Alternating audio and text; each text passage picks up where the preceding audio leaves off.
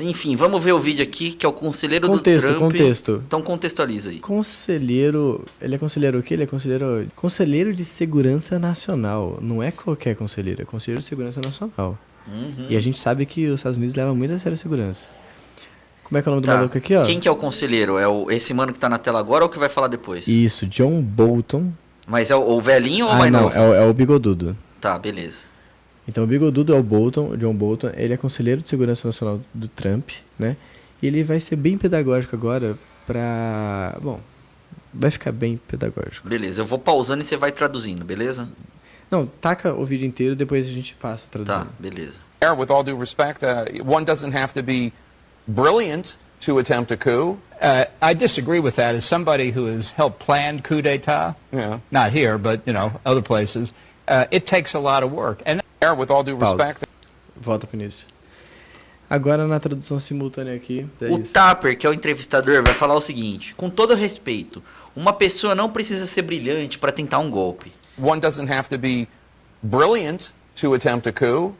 I disagree with E o Bolton vai dizer assim: eu discordo disso. that. As somebody who has helped plan... Como alguém que planejou o golpe de Estado, não aqui nos Estados Unidos, mas em outros lugares... coup d'etat, not here, but, other places, it takes a lot of work. É muito trabalhoso. Fim do vídeo. Fim do vídeo. Conselheiro Nacional de Trump diz o seguinte: eu que já ajudei a planejar vários golpes de Estado, posso dizer com propriedade que é difícil. Que é isso, hein, galera? Foi essa semana que tava nas notícias, né? Não sei quem dizendo assim, a gente precisa de... é os Estados Unidos dizendo, né, em nota dizendo que eles não vão interferir na política interna de países por aí. Imagina. Teve declaração do... Não interfere. Pô, eles só estão mandando umas armas aí pra um monte de país aí, ó. Só arma. Dos criadores de Não Relaxa, Eu Gozo Fora, vem aí. Pode deixar que... Não vamos nem falar isso, mano. Esquece. Mas é aquela história, né, mano? Pausa pra lembrar da história, que eu esqueci da história. Ou você vai ter que cortar de novo isso aí já, porque você não Mano, vai lembrar tanto que eu vou ter da que história. fazer corte nessa merda. Puta merda, quem tá dando trabalho pra você mesmo é você mesmo. Já diria o filósofo Piton. Enfim, a gente quis trazer isso aqui porque, mano, porra, tipo, muita gente fala dessa parada, né? Os Estados Unidos é o bonzinho, eles estão querendo ajudar outros países. Cara, o secretário de segurança, o conselheiro de segurança nacional do Trump falou que ele ajudou a dar golpes em outros países. E aquela coisa, né? O Musk já disse isso. Empresário, bilionário, já disse isso. A gente tem, como que é, as cartas reveladas, né, da Hillary Clinton lá, dizendo que não, a gente tem que matar Fidel Castro, a gente tem que matar Gaddafi, porque eles têm condições com toda essa quantidade de ouro que eles têm, de realmente conseguir criar um Estados Unidos da África. Então, assim, dá pra falar outra coisa, assim, não dá pra continuar sem falar imperialismo, assim, eu não consigo dizer outra palavra sem primeiro dizer imperialismo. E porra, é patético a discussão, né? É patético você tentar discutir geopolítica e alguém chegar pra você e falar assim, não, mas imperialismo é uma categoria que não se usa mais. Não, essa semana mesmo eu já ouvi, tipo... Essa semana não, nessas últimas semanas eu ouvi umas coisas tão absurdas, velho. Gente falando que luta de classe não existe. E essa do imperialismo aí também, acho que eu cheguei a ouvir de outro jeito. Cara, eu não sei o que tá acontecendo. Eu não sei... Sei, na verdade eu sei. As pessoas estão consumindo muita mídia tradicional, tá ligado? Estão brisando numas paradas erradas, velho. E é isso, tá ligado? A gente precisa buscar conhecimento para além dessas bolhas aí. E olha que não é também tão fora, né? Porque o cara disse isso numa entrevista ao vivo na CNN, cara. Não.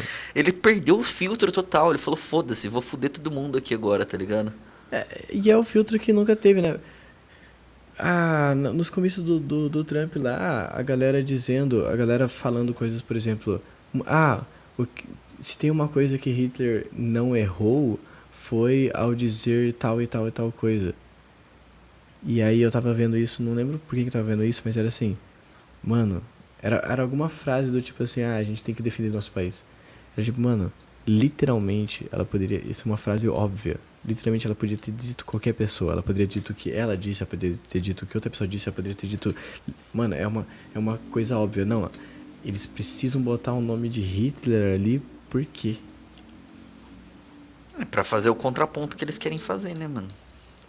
Então, assim, a gente às vezes esquece que o Brasil é um país menos racista, mano. O Brasil é um país com um racismo diferente do que a gente tem. Não sei se dá pra falar em menos racista, mas diferente sim. Perfeito. De fato, quantizar isso é uma coisa estranha, né? É uma coisa estourada.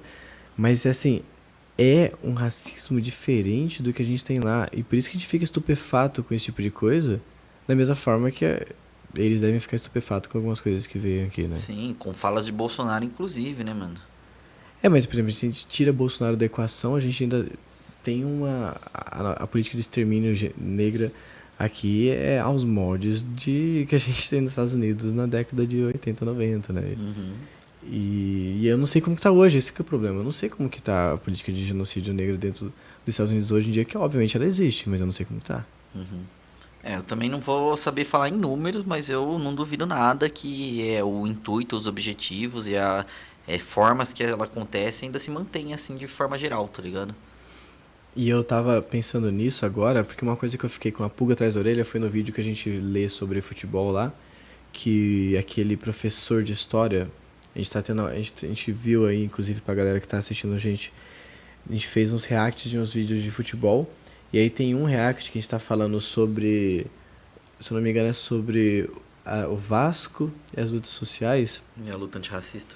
Antirracista, tem dois professores de história, né? O Walter e o segundo professor, que eu não lembro. O Walter é um do cara da lateral esquerda, apresentador, tá sempre lá, por isso que eu lembro o nome, não vou lembrar o nome do outro maluco. Também não consigo lembrar agora. E aí ele manda o seguinte, né? Que ele fala que a gente tem crescido, enfim. Tem crescido bastante e é muito alarmante. Eu não sei falar português, gente. Alarmante. E aí enfim, as intolerâncias, etc., as opressões no mundo. E aí ele fala sobre racismo no Brasil, que é uma coisa muito grande, e ele fala sobre etnofobia, né? Ele fala sobre questões étnicas na Europa. E aí eu fiquei pensando, tipo assim, caraca, por que ele colocou isso como coisa diferente? O que ele quer dizer isso como coisa diferente? Ele quis separar essas coisas. Porque, assim, realmente isso é diferente. É diferente o racismo que a gente tem aqui do racismo que a gente tem lá. Uhum, até porque a constituição da sociedade brasileira foi diferente da americana também. Norte-americana. Lá a gente tem muito bem separado quem que é preto, quem que é branco. Ou quem que é branco, quem que é etnicamente diferente. Então, o Balkan é muito diferente do branco lá. Uhum. E toda essa parada. Então, a gente consegue falar na Europa, nos Estados Unidos, de questões de racismo, né? Não só questão de cor. E no Brasil vira isso. No Brasil, o racismo vira questão de cor. Uhum. Né? O Brasil vira assim, como que eu tô sendo racista com você? Você é branco? E, tipo, a pessoa, ela é filha de 2 pais retintos, tá ligado? Não, e tem a questão dos orientais também, né, mano? Eu particularmente hoje não falaria mais que eu sou branco. Justamente branco, porque... caucasiano, da maneira que todo mundo coloca? Não. Na tabela da Pantene você vai ter um número para o pigmento da tua pele. Agora, quanto à pessoa, né, não dá pra falar branco sem junto do branco tá escrito caucasiano. Uhum. Então não dá pra te falar que você é branco. Porque é isso, tem outros tipos de questão que envolvem para além do branco ou do negro, assim, na nossa sociedade, né? Inclusive tem a questão dos indígenas. Os Estados Unidos também passou por esse processo, né? Tem um massacre que acontece com como é que chamavam? Os Apaches? Não é só os Apaches, né? Provavelmente... Não entendi. Cherokees, os Cherokees, os Apaches, são os diversos povos indígenas que viviam ali na região dos Estados Unidos antes de ser colonizado, que foram massacrados, né? No processo de expansão do oeste lá. E aí tá uma outra coisa que agora me vem na mente, que desbanca um comentário lá, que era o seguinte, foi dito lá que genocídio nunca deu certo. Genocídio sempre deu certo. Tá aí continua dando. Olha o genocídio que deu certo aí, genocídio da população indígena no oeste estadunidense. Não existe mais, cara, não existe. E é O o que é o... genocídio das populações que estavam aqui na América Latina quando chegou a colonização europeia. Uhum. Não, e que é um dado. Manda um dado, só um. Lossurdo, ele coloca exatamente Lossurdo. a questão. Quando ele fala, né, de todo esse processo do que a gente aprende na escola de marcha para o oeste, de levar a civilização, esse caralho, foi um genocídio tão bem consolidado, como a gente falou aqui, ao ponto de que a população que somava milhões de pessoas, de nativos americanos, que não eram descendentes de europeus, colonizadores, etc., hoje representa 0,013% da população norte-americana. 0,013%? Da população estadunidense. Mano, já me deu um arrepio aqui só de raiva disso, mano. Sim, é esse que fica puto. Assim. Inclusive, um livro muito, muito bom, que eu recomendo pra um caralho, que é Colonialismo e Luta Anticolonial, que é uma coletânea de textos organizado pelo Jones, de diversos textos do Lossurdo. Inclusive, uma coisa muito interessante, né, falando dessa questão de genocídio. Lá para 1920, exatamente em 1920, o Henry Ford lançou um livro que chama O Judeu Internacional.